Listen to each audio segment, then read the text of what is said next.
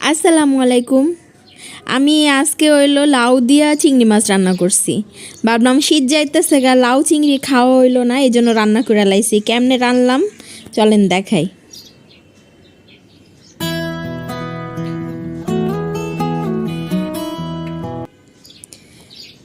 তো আমি আজকে আসলে আপনাদের একটু ফাঁকিবাজি পদ্ধতিতে লাউ চিংড়িটা রাইন্দা দেখামো। সচরাচর লাউ চিংড়ি মানুষ রান্না করে হলো ছোট চিংড়ি দিয়া, কিন্তু আমি গুড়া চিংড়ি পামু কই। এই কারণে বাসায় বড় গলদা চিংড়ি ছিল, সেই গলদা চিংড়ি দিয়েই রান্না করবো। টেস্ট কিন্তু হেভি মজা, একই রকমই লাগে। ওই গুড়া চিংড়ি দিয়ে রান্না করলে যেমন লাগে, গলদা চিংড়ি দিয়ে রান্না করলে একই রকম লাগবো। আমি এখানে একটু চালাকি করছি। এই গলদা চিংড়িগুলা আমি এখানে 5টা চিংড়ি নিছি, এগুলারে মাঝখান দিয়ে টুকরা করে ফেলছি, একটু একটু সাইজটা একটু ছোট করে নিছি, এই আর কি। আমি এগুলারে সুন্দর করে ক্লিন কইরা তারপর ডিপে রাখছিলাম, এখন হলো বের কইরা নিলাম। তো কড়াইটারে অনেক সুন্দর কইরা একদম মাছ ভাজার মতন পুরাপুরি গরম কইরা তারপরে হলো চিংড়িগুলা দিয়ে দিছি। এইভাবে হইলো কড়াই পুরাটা একদম তাতাইয়া তারপরে চিংড়িগুলা দিলে কড়াইতে আর চিংড়ি লাগবো না।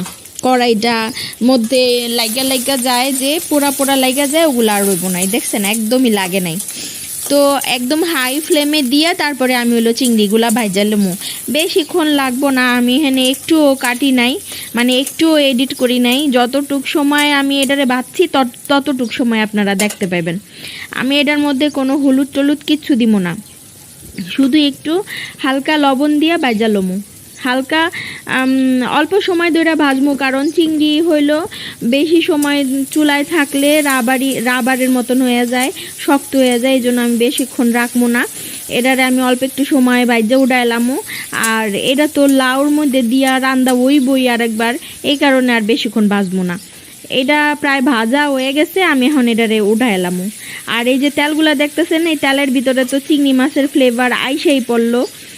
এই তেলের মধ্যেই আমি এখন বাকি মশলাগুলা দিয়া কষাইলামু।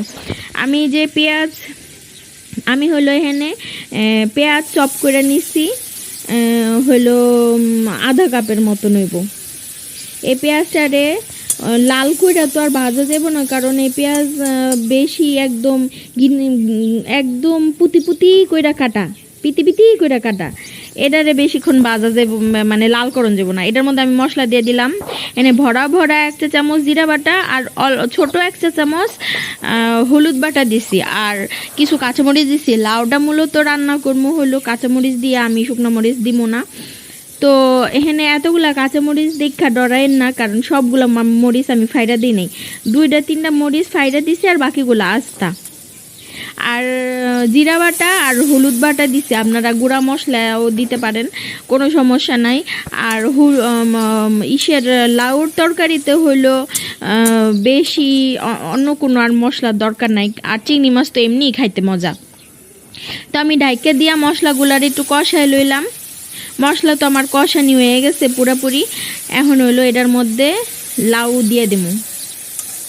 লাউটা খুব কচি ছিল, তো এখানে আমি লাউটা দিয়ে দিলাম। লাউটা মশলার সঙ্গে মিশায়া লবণের পরে এখানে আমি 1 কাপ পরিমাণ পানি দিব।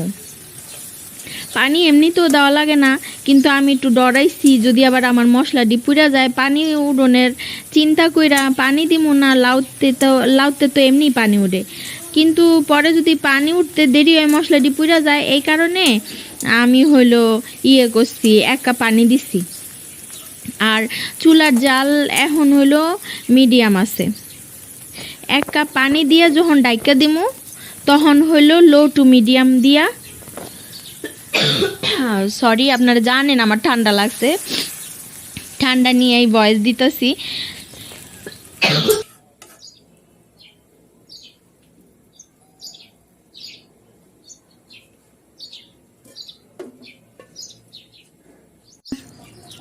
এখানে ডাইকা দিছি আমি 10 মিনিটের মতন, লো টু মিডিয়াম জালে রাখছি।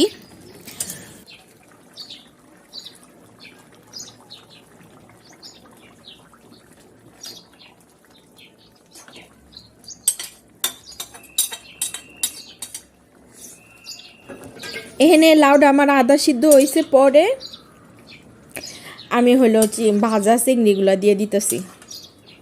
আমার হলো কথা কইতে খুব লাগতেছে।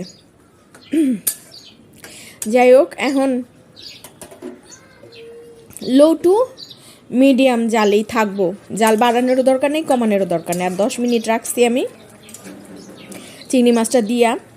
আপনারা আপনাকে পছন্দ মতন লবণ জাল এগুলো একটু টেস্ট করে লইবেন।